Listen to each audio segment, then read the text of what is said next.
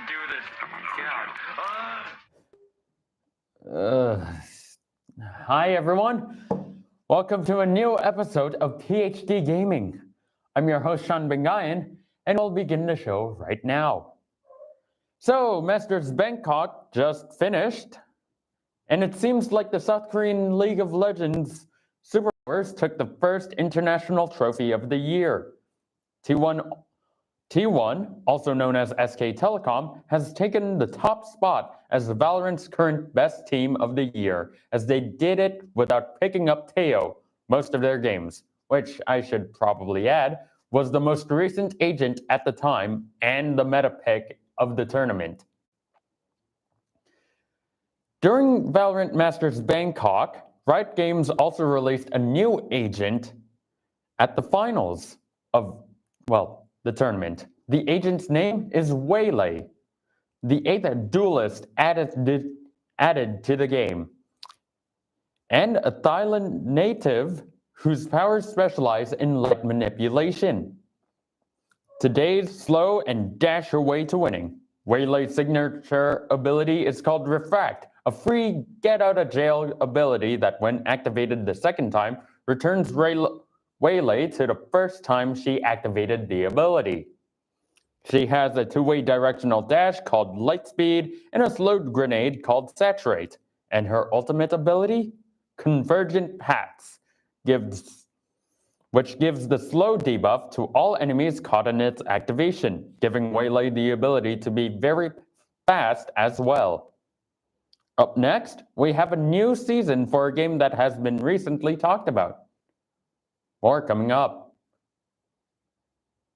Let me get a punch. Let me get a punch.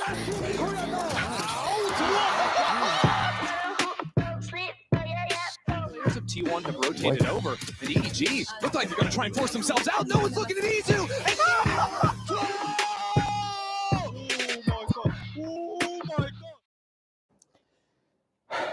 Hello, everyone. Welcome to the second block, as we have a gander. In Helldivers 2 news, the Helldivers have flunked their major orders, failing not only to complete protecting the planets, but also maybe dooming a planet to, a moving black hole. Let me explain.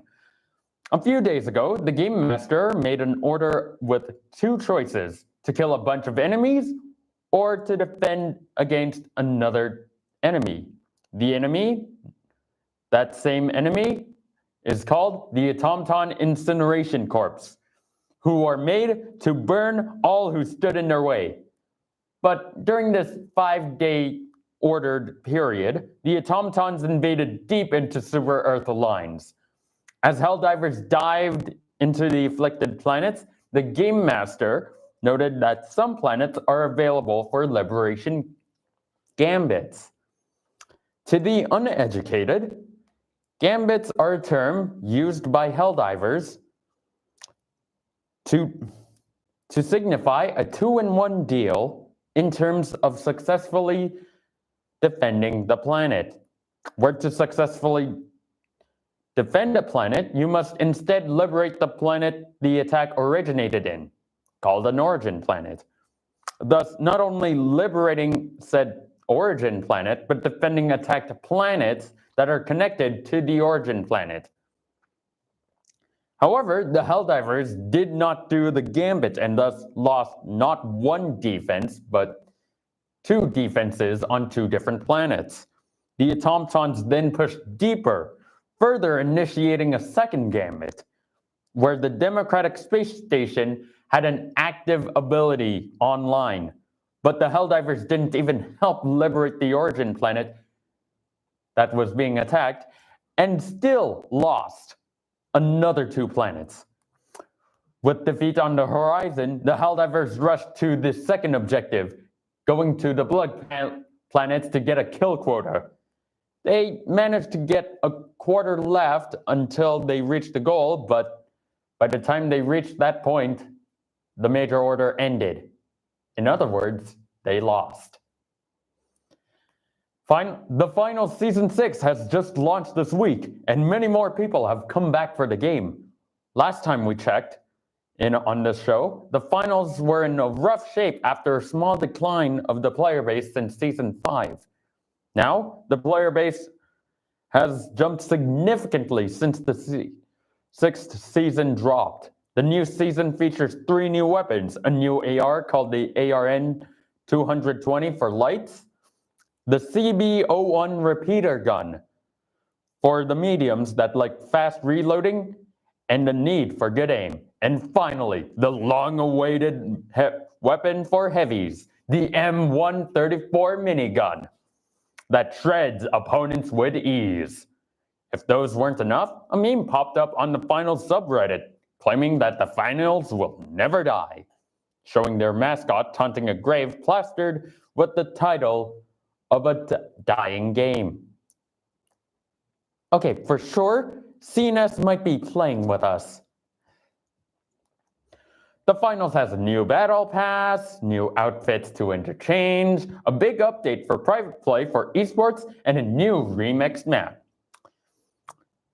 Finally, in the segment, the devs of the finals have just announced that starting in Season 8, that's in the fall, they'll have their first international major. In other words, their first esports tournament.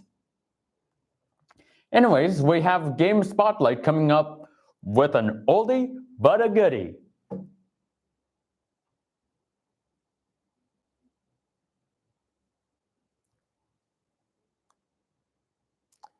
And yeah.